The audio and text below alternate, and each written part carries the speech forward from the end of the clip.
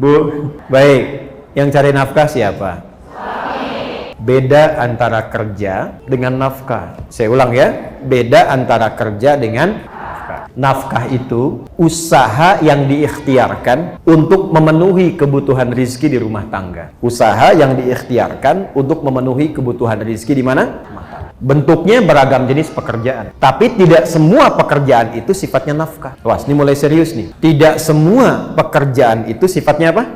Karena nanti perempuan pun diperkenankan untuk beraktivitas dalam bentuk pekerjaan-pekerjaan dengan dua syarat utama nanti. Satu, bukan dipahami sebagai nafkah. Yang kedua, tidak mengganggu stabilitas di rumah tangga, yang mengabaikan tugas-tugas pokoknya. Nanti saat masuk ke tugas pokok perempuan kita akan bahas itu. Kalau keluar dari sini sengaja bekerja misalnya dan dipahami sebagai nafkah, maka pasti, saya katakan pasti akan muncul persoalan-persoalan di rumah tangga. Jadi kalau sifatnya pencarian nafkah, itu tugas suami, bukan istri. Sepanjang ada kemampuan dan sudah Allah lekatkan itu semua, maka dia bergerak berikhtiar pun kebutuhan yang ada di rumah itu Allah akan penuhi. Cara menerangkan gampangnya begini. Contoh, di rumah ada suami A, perempuan di sini istri B, di sini B, ada anak 3 C, D, E. Nafkah tuh begini. Kalau suami A dia bekerja mencari yang halal dan baik, dapat berapapun dari pekerjaan itu akan Allah cukupkan untuk seluruh yang ada di rumah ini. Nanti hasilnya diberikan kepada istri, istri mengolah jadi untuk semua, ya. Makanya nanti di Islam itu ada bab khusus. Nanti kalau bapak-bapak ngaji saya terangkan babnya. Bagaimana suami bisa mensupport mencari rizki yang baik, yang mencukupi, bahkan menyenangkan untuk istri sehingga mudah untuk mengolahnya. Tapi karena ini kajiannya untuk ibu, saya ingin katakan, suami dapat berapapun diberikan kepada istri, itu Allah akan buat cukup untuk sekeluarga. Sebaliknya, kalau istri memaksa, memahami untuk bekerja sebagai nafkah ke sini, maka sebanyak apapun yang dibawa ke rumah itu tidak akan pernah menjadi cukup untuk kebutuhan keluarga. Dan selalu akan lahir persoalan-persoalan di dalamnya. Jelas? Zaman Nabi perawat ada yang jadi perawat, yang jadi guru ada. Karena memang ada sifat-sifat pekerjaan yang memang mutlak perempuan ada di situ. Yang mengandung siapa? Yang melahirkan siapa? Perempuan. Masa yang periksa laki-laki? Saya ulang, yang mengandung siapa? Yang melahirkan siapa? Anu ngababarkeun saha? Istri, perempuan, ibu. Kok yang periksa laki-laki? Makanya di sini perempuan jadi perawat, perempuan jadi bidan, perempuan jadi dokter, perempuan jadi guru, boleh tidak? Boleh. Sayyidah Aisyah radhiyallahu taala anha, ummul mukminin, guru, pengajar, bahkan ada murid dari kalangan laki-laki pakai hijab tertentu. Jadi guru boleh, ya. Jadi pengajar boleh, jadi dokter boleh. Silahkan. Sepanjang nanti ada bagian-bagian yang tidak boleh kemudian masuk ke dalamnya, karena itu bagian laki-laki. Kalau ibu ingin menyalurkan profesi misalnya, ada bakat tertentu mengajar, silahkan, tapi jangan jadikan pengajaran itu bagian dari pencarian nafkah. Jelas? Nah, nanti hitung-hitungan kesananya, harusnya kerjasama, kesananya malah hitung-hitungan. Ini harta aku ya, ini yang punya kamu ya. Kalau kita nanti berpisah tuh, kemarin baru nikah udah mikir berpisah. Pokoknya kita pisahin, kalau terjadi apa-apa bagi dua. Kalau terjadi ibu tuh mau nikah apa mau pisah? Ini perusahaan atau rumah tangga yang sahamnya dibagi-bagi. Jadi nggak jalan, zauj akhirnya tidak berjalan. Kan nikah itu azwaja. Wa min ayatihi an khalaqalakum min anfusikum azwaja. Jadi partnershipnya bersama-sama menata keluarga, bukan membagi-bagi untuk berpisah. Ya, irhamukillah. Paham sampai sini? Halo? Ibu mau jualan boleh tidak? Mau dagang boleh tidak?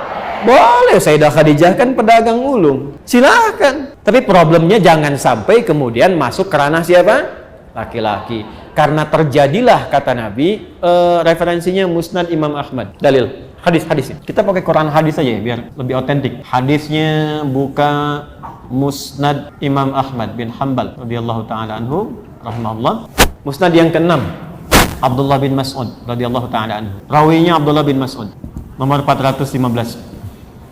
Awas, ibu mesti hati-hati ya, karena ini bisa terjadi, Bu. Dan saya kira hadisnya sekarang sudah berlaku. Inna baina yadayis sa'ah, atau inna baina yadayis sa'ati. Sungguh masa-masa mendekat ke akhir zaman itu akan terjadi sebagai berikut.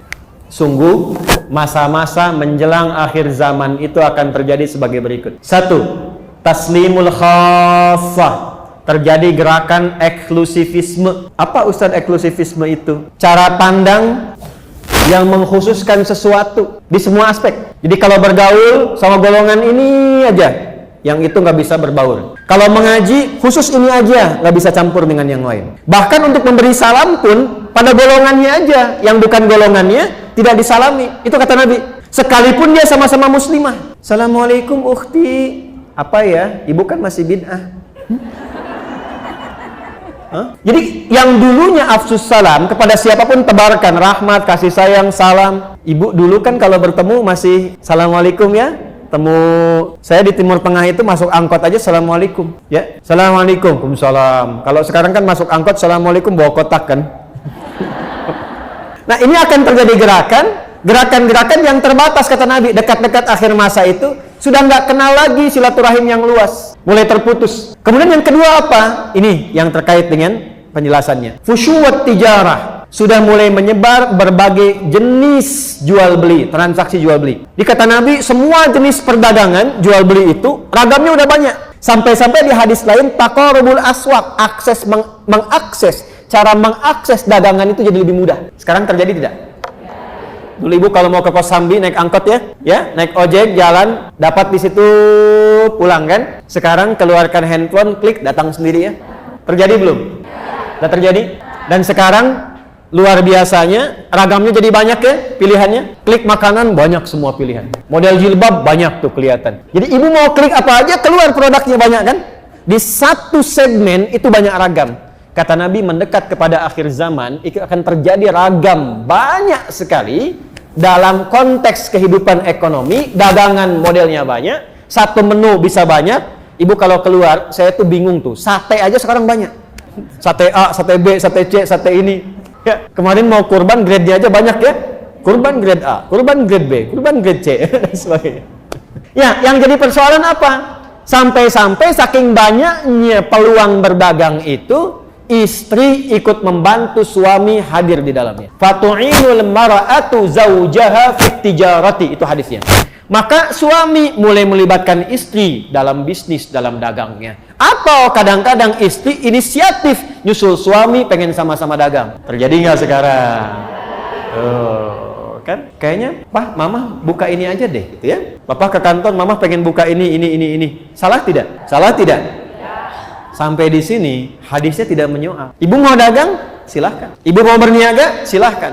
Tapi yang jadi persoalan adalah ketika sudah mulai merasa sukses, baik dan seterusnya, istri naik posisi dan merasa melebihi suami, dan disitulah kemudian mengambil tanggung jawab nafkah dalam kehidupan rumah tangga. Muncul persoalan.